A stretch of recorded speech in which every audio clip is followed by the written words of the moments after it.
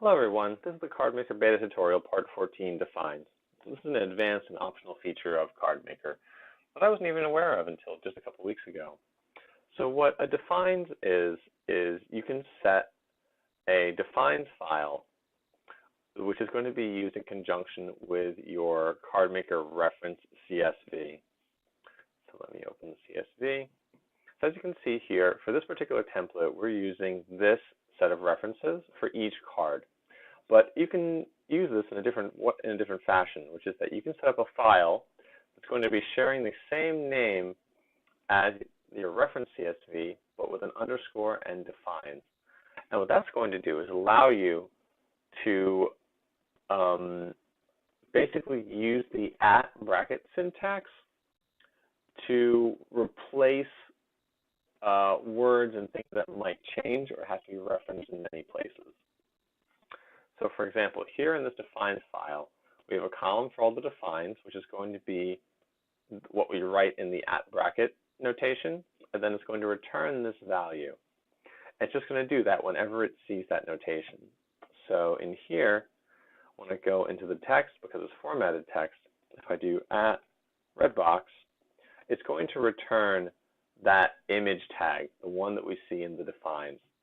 And if we look in the reference that we have here, which is the information that's bringing up, there is no @redbox. It only exists within the defines. Now, this is useful because it allows you to create, to put all the resources that you're going to be using for your project right here.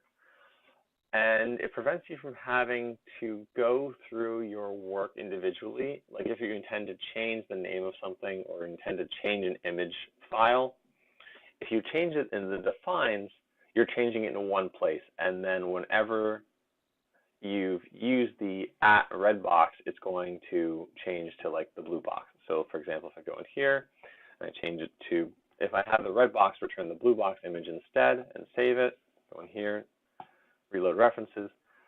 Now the defines file is returning redbox is blue box, and it's returning the blue box ping that I've created in my file right here.